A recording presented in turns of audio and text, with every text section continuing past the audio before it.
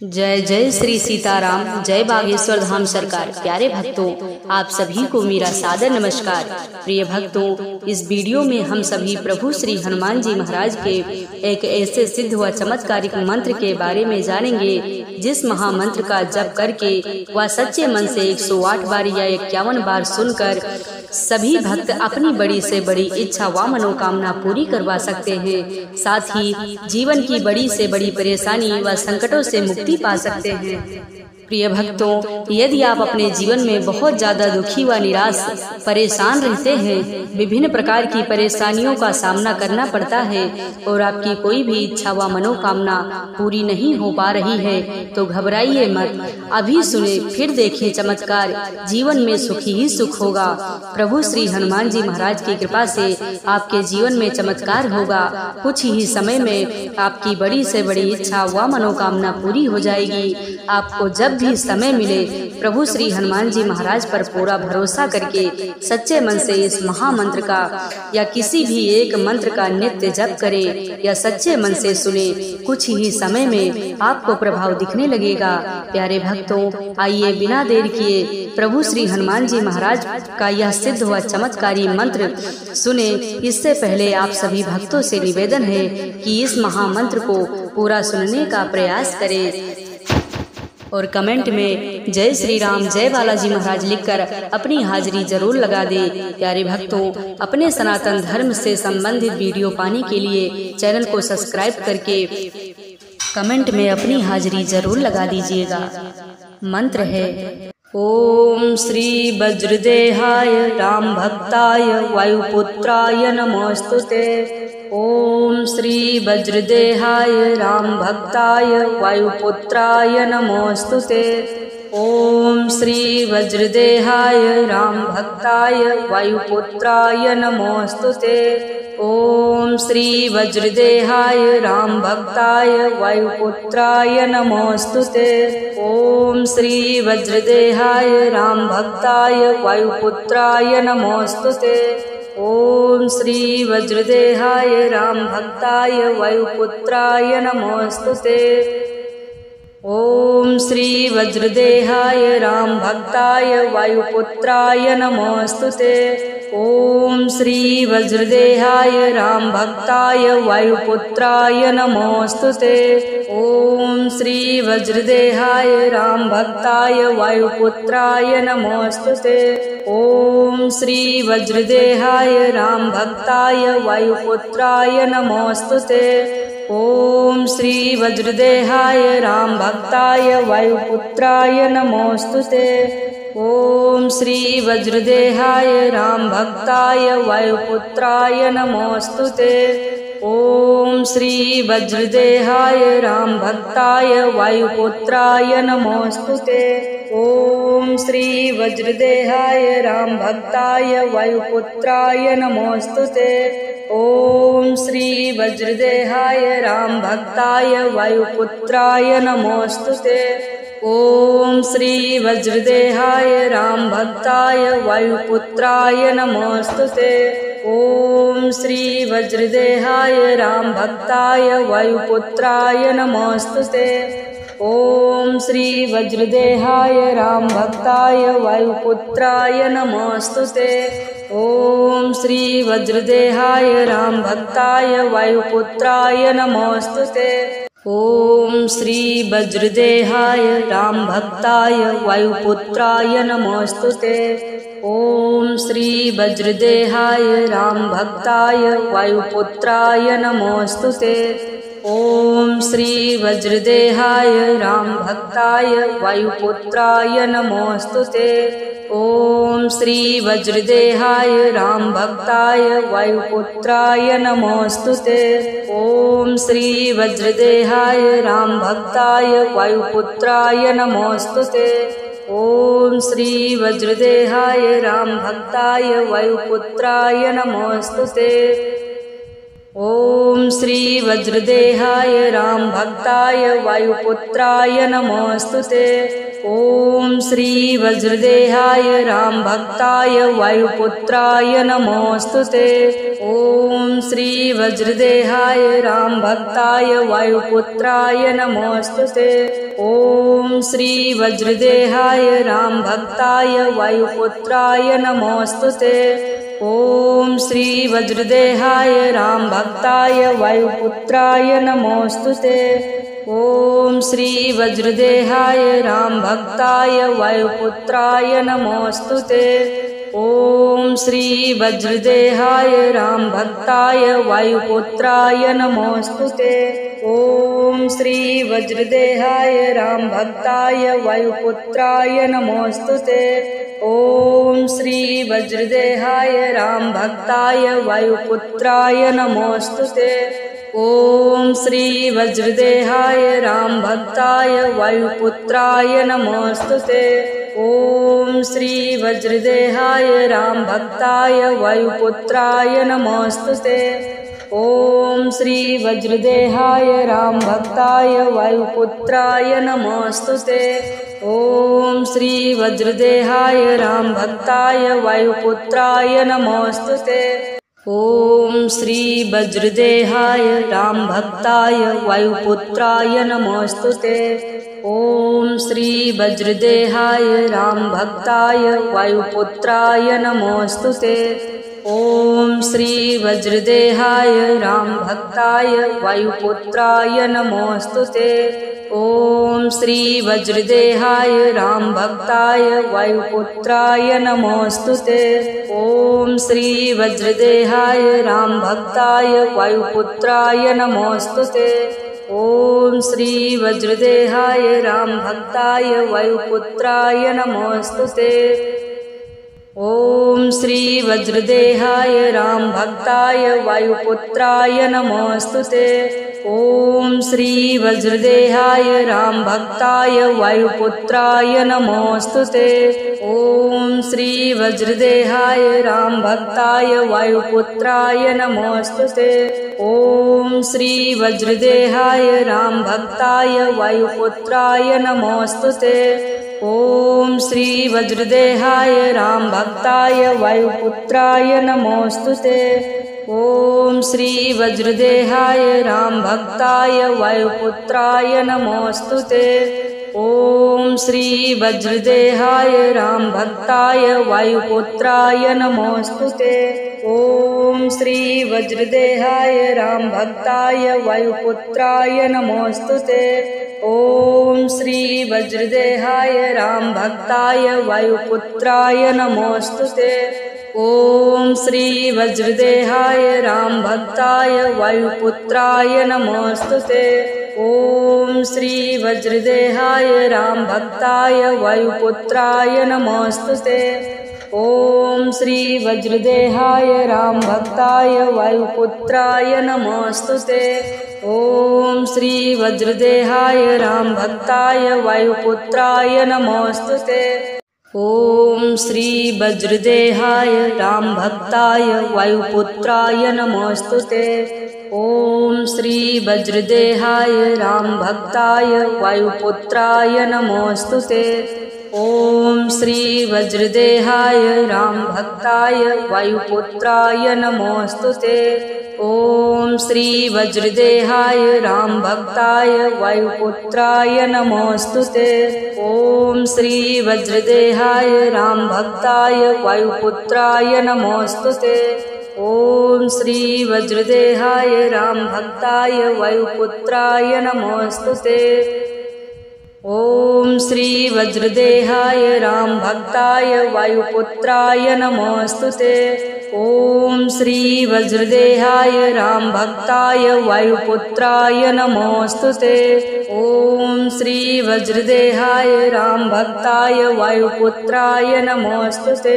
ॐ श्री वज्रदेहाय राम भक्ताय वायुपुत्राय नमोस्तुते। ॐ श्री वज्रदेहाय राम भक्ताय वायुपुत्राय नमोस्तुते। ॐ श्री वज्रदेहाय रामभक्ताय वायुपुत्राय नमोऽस्तुते। ॐ श्री वज्रदेहाय रामभक्ताय वायुपुत्राय नमोऽस्तुते।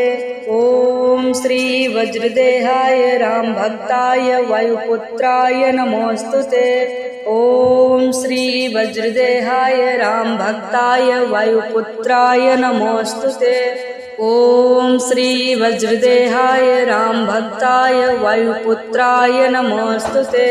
ॐ श्री वज्रदेहाय रामभक्ताय वायुपुत्राय नमोऽस्तुते। ॐ श्री वज्रदेहाय रामभक्ताय वायुपुत्राय नमोऽस्तुते। ॐ श्री वज्रदेहाय रामभक्ताय वायुपुत्राय नमोऽस्तुते। ॐ श्री वज्रदेहाय रामभक्ताय वायुपुत्राय नमोऽस्तुते। ॐ श्री वज्रदेहाय रामभक्ताय वायुपुत्राय नमोऽस्तुते। ॐ श्री वज्रदेहाय रामभक्ताय वायुपुत्राय नमोऽस्तुते। ॐ श्री वज्रदेहाय रामभक्ताय वायुपुत्राय नमोऽस्तुते। ॐ श्री वज्रदेहाय रामभक्ताय वायुपुत्राय नमोऽस्तुते।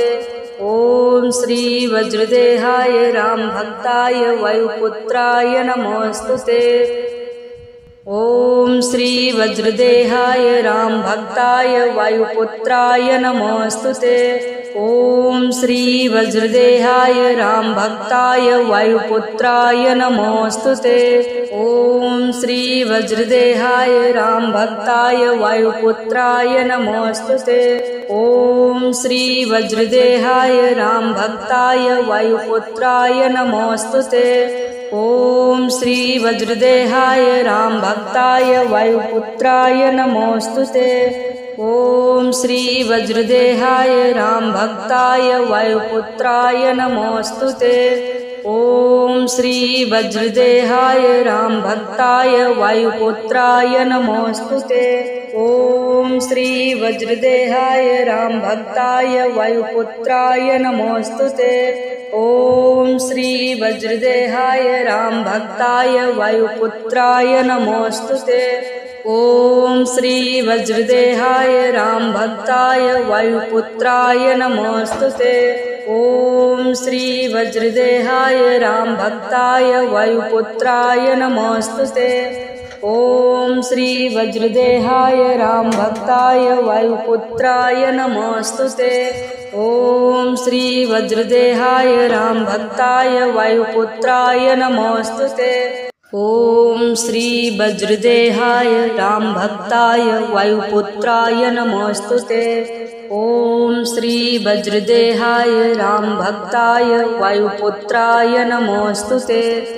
ॐ श्री वज्रदेहाय रामभक्ताय वायुपुत्राय नमोऽस्तुते।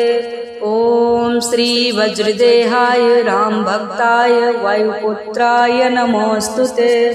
ॐ श्री वज्रदेहाय रामभक्ताय वायुपुत्राय नमोऽस्तुते। ॐ श्री वज्रदेहाय रामभक्ताय वायुपुत्राय नमोऽस्तुते। ॐ श्री वज्रदेहाय रामभक्ताय वायुपुत्राय नमोऽस्तुते। ॐ श्री वज्रदेहाय रामभक्ताय वायुपुत्राय नमोऽस्तुते। ॐ श्री वज्रदेहाय रामभक्ताय वायुपुत्राय नमोऽस्तुते। ॐ श्री वज्रदेहाय रामभक्ताय वायुपुत्राय नमोऽस्तुते। ॐ श्री वज्रदेहाय रामभक्ताय वायुपुत्राय नमोऽस्तुते। ॐ श्री वज्रदेहाय रामभक्ताय वायुपुत्राय नमोऽस्तुते। ॐ श्री वज्रदेहाय रामभक्ताय वायुपुत्राय नमोऽस्तुते। ॐ श्री वज्रदेहाय रामभक्ताय वायुपुत्राय नमोऽस्तुते। ॐ श्री वज्रदेहाय रामभक्ताय वायुपुत्राय नमोऽस्तुते। ॐ श्री वज्रदेहाय रामभक्ताय वायुपुत्राय नमोऽस्तुते। ॐ श्री वज्रदेहाय रामभक्ताय वायुपुत्राय नमोस्तुते। ॐ श्री वज्रदेहाय रामभक्ताय वायुपुत्राय नमोस्तुते। ॐ श्री वज्रदेहाय रामभक्ताय वायुपुत्राय नमोस्तुते। ॐ श्री वज्रदेहाय रामभक्ताय वायुपुत्राय नमोस्तुते। ॐ श्री वज्रदेहाय रामभक्ताय वायुपुत्राय नमोस्तुते। ॐ श्री वज्रदेहाय रामभक्ताय वायुपुत्राय नमोस्तुते। ॐ श्री वज्रदेहाय रामभक्ताय वायुपुत्राय नमोस्तुते। ॐ श्री वज्रदेहाय रामभक्ताय वायुपुत्राय नमोस्तुते। ॐ श्री वज्रदेहाय रामभक्ताय वायुपुत्राय नमोस्तुते। ॐ श्री वज्रदेहाय रामभक्ताय वायुपुत्राय नमोस्तुते। ॐ श्री वज्रदेहाय रामभक्ताय वायुपुत्राय नमोस्तुते। ॐ श्री वज्रदेहाय रामभक्ताय वायुपुत्राय नमोस्तुते। ॐ श्री वज्रदेहाय रामभक्ताय वायुपुत्राय नमोस्तुते। ॐ श्री वज्रदेहाय रामभक्ताय वायुपुत्राय नमोस्तुते। ॐ श्री वज्रदेहाय रामभक्ताय वायुपुत्राय नमोस्तुते। ॐ श्री वज्रदेहाय रामभक्ताय वायुपुत्राय नमोस्तुते। ॐ श्री वज्रदेहाय रामभक्ताय वायुपुत्राय नमोस्तुते। ॐ श्री वज्रदेहाय रामभक्ताय वायुपुत्राय नमोस्तुते। ॐ श्री वज्रदेहाय रामभक्ताय वायुपुत्राय नमोस्तुते। ॐ श्री वज्रदेहाय रामभक्ताय वायुपुत्राय नमोस्तुते। ॐ श्री वज्रदेहाय रामभक्ताय वायुपुत्राय नमोस्तुते। ॐ श्री वज्रदेहाय रामभक्ताय वायुपुत्राय नमोस्तुते। ॐ श्री वज्रदेहाय रामभक्ताय वायुपुत्राय नमोस्तुते। ॐ श्री वज्रदेहाय रामभक्ताय वायुपुत्राय नमोस्तुते। ॐ श्री वज्रदेहाय रामभक्ताय वायुपुत्राय नमोस्तुते। ॐ श्री वज्रदेहाय रामभक्ताय वायुपुत्राय नमोस्तुते। ॐ श्री वज्रदेहाय रामभक्ताय वायुपुत्राय नमोस्तुते। ॐ श्री वज्रदेहाय रामभक्ताय वायुपुत्राय नमोस्तुते। ॐ श्री वज्रदेहाय रामभक्ताय वायुपुत्राय नमोस्तुते। ॐ श्री वज्रदेहाय रामभक्ताय वायुपुत्राय नमोस्तुते। ॐ श्री वज्रदेहाय रामभक्ताय वायुपुत्राय नमोस्तुते। ॐ श्री वज्रदेहाय रामभक्ताय वायुपुत्राय नमोस्तुते। ॐ श्री वज्रदेहाय रामभक्ताय वायुपुत्राय नमोस्तुते। ॐ श्री वज्रदेहाय रामभक्ताय वायुपुत्राय नमोस्तुते। ॐ श्री वज्रदेहाय रामभक्ताय वायुपुत्राय नमोस्तुते। ॐ श्री वज्रदेहाय रामभक्ताय वायुपुत्राय नमोस्तुते। ॐ श्री वज्रदेहाय रामभक्ताय वायुपुत्राय नमोस्तुते। ॐ श्री वज्रदेहाय रामभक्ताय वायुपुत्राय नमोस्तुते। ॐ श्री वज्रदेहाय रामभक्ताय वायुपुत्राय नमोस्तुते। ॐ श्री वज्रदेहाय रामभक्ताय वायुपुत्राय नमोस्तुते। ॐ श्री वज्रदेहाय रामभक्ताय वायुपुत्राय नमोस्तुते। ॐ श्री वज्रदेहाय रामभक्ताय वायुपुत्राय नमोस्तुते। ॐ श्री वज्रदेहाय रामभक्ताय वायुपुत्राय नमोस्तुते। ॐ श्री वज्रदेहाय रामभक्ताय वायुपुत्राय नमोऽस्तुते। ॐ श्री वज्रदेहाय रामभक्ताय वायुपुत्राय नमोऽस्तुते। ॐ श्री वज्रदेहाय रामभक्ताय वायुपुत्राय नमोऽस्तुते। ॐ श्री वज्रदेहाय रामभक्ताय वायुपुत्राय नमोऽस्तुते। ॐ श्री वज्रदेहाय रामभक्ताय वायुपुत्राय नमोऽस्तुते। ॐ श्री वज्रदेहाय रामभक्ताय वायुपुत्राय नमोऽस्तुते। ॐ श्री वज्रदेहाय रामभक्ताय वायुपुत्राय नमोऽस्तुते। ॐ श्री वज्रदेहाय रामभक्ताय वायुपुत्राय नमोऽस्तुते। ॐ श्री वज्रदेहाय रामभक्ताय वायुपुत्राय नमोऽस्तुते। ॐ श्री वज्रदेहाय रामभक्ताय वायुपुत्राय नमोऽस्तुते। ॐ श्री वज्रदेहाय रामभक्ताय वायुपुत्राय नमोऽस्तुते। ॐ श्री वज्रदेहाय रामभक्ताय वायुपुत्राय नमोऽस्तुते। ॐ श्री वज्रदेहाय रामभक्ताय वायुपुत्राय नमोऽस्तुते। ॐ श्री वज्रदेहाय रामभक्ताय वायुपुत्राय नमोऽस्तुते। ॐ श्री वज्रदेहाय रामभक्ताय वायुपुत्राय नमोऽस्तुते। ॐ श्री वज्रदेहाय रामभक्ताय वायुपुत्राय नमोऽस्तुते। ॐ श्री वज्रदेहाय रामभक्ताय वायुपुत्राय नमोऽस्तुते। ॐ श्री वज्रदेहाय रामभक्ताय वायुपुत्राय नमोऽस्तुते। ॐ श्री वज्रदेहाय रामभक्ताय वायुपुत्राय नमोऽस्तुते। ॐ श्री वज्रदेहाय रामभक्ताय वायुपुत्राय नमोऽस्तुते। ॐ श्री वज्रदेहाय रामभक्ताय वायुपुत्राय नमोऽस्तुते।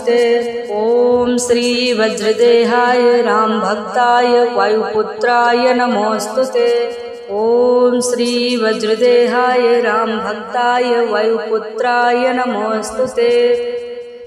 ॐ श्री वज्रदेहाय रामभक्ताय वायुपुत्राय नमोऽस्तुते। ॐ श्री वज्रदेहाय रामभक्ताय वायुपुत्राय नमोऽस्तुते। ॐ श्री वज्रदेहाय रामभक्ताय वायुपुत्राय नमोऽस्तुते।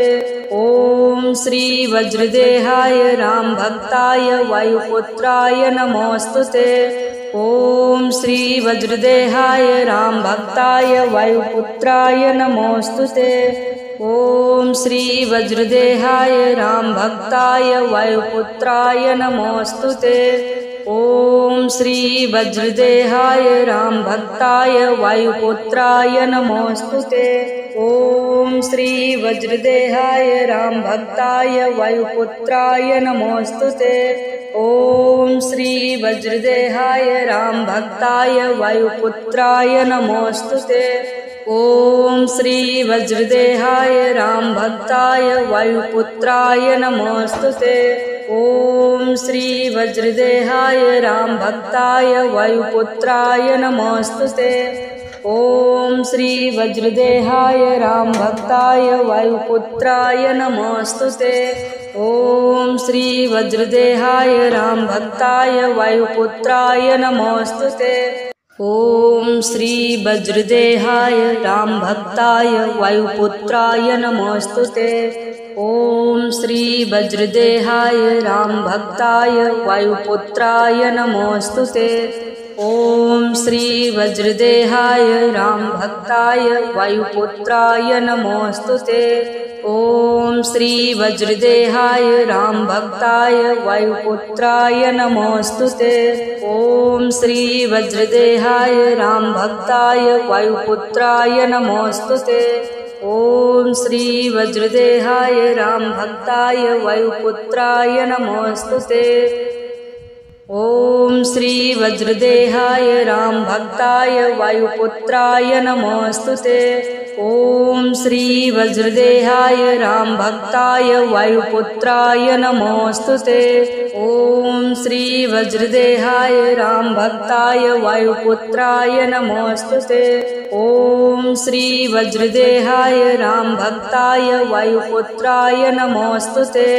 ॐ श्री वज्रदेहाय रामभक्ताय वायुपुत्राय नमोऽस्तुते। ॐ श्री वज्रदेहाय रामभक्ताय वायुपुत्राय नमोऽस्तुते। ॐ श्री वज्रदेहाय रामभक्ताय वायुपुत्राय नमोऽस्तुते। ॐ श्री वज्रदेहाय रामभक्ताय वायुपुत्राय नमोऽस्तुते। ॐ श्री वज्रदेहाय रामभक्ताय वायुपुत्राय नमोऽस्तुते। ॐ श्री वज्रदेहाय रामभक्ताय वायुपुत्राय नमोऽस्तुते। ॐ श्री वज्रदेहाय रामभक्ताय वायुपुत्राय नमोऽस्तुते। ॐ श्री वज्रदेहाय रामभक्ताय वायुपुत्राय नमोऽस्तुते। ॐ श्री वज्रदेहाय रामभक्ताय वायुपुत्राय नमोऽस्तुते। ॐ श्री वज्रदेहाय रामभक्ताय वायुपुत्राय नमोऽस्तुते। ॐ श्री वज्रदेहाय रामभक्ताय वायुपुत्राय नमोऽस्तुते। ॐ श्री वज्रदेहाय रामभक्ताय वायुपुत्राय नमोऽस्तुते। ॐ श्री वज्रदेहाय रामभक्ताय वायुपुत्राय नमोऽस्तुते। ॐ श्री वज्रदेहाय रामभक्ताय वायुपुत्राय नमोऽस्तुते। ॐ श्री वज्रदेहाय रामभक्ताय वायुपुत्राय नमोऽस्तुते। ॐ श्री वज्रदेहाय रामभक्ताय वायुपुत्राय नमोऽस्तुते। ॐ श्री वज्रदेहाय रामभक्ताय वायुपुत्राय नमोऽस्तुते। ॐ श्री वज्रदेहाय रामभक्ताय वायुपुत्राय नमोऽस्तुते। ॐ श्री वज्रदेहाय रामभक्ताय वायुपुत्राय नमोऽस्तुते। ॐ श्री वज्रदेहाय रामभक्ताय वायुपुत्राय नमोऽस्तुते। ॐ श्री वज्रदेहाय रामभक्ताय वायुपुत्राय नमोऽस्तुते। ॐ श्री वज्रदेहाय रामभक्ताय वायुपुत्राय नमोऽस्तुते। ॐ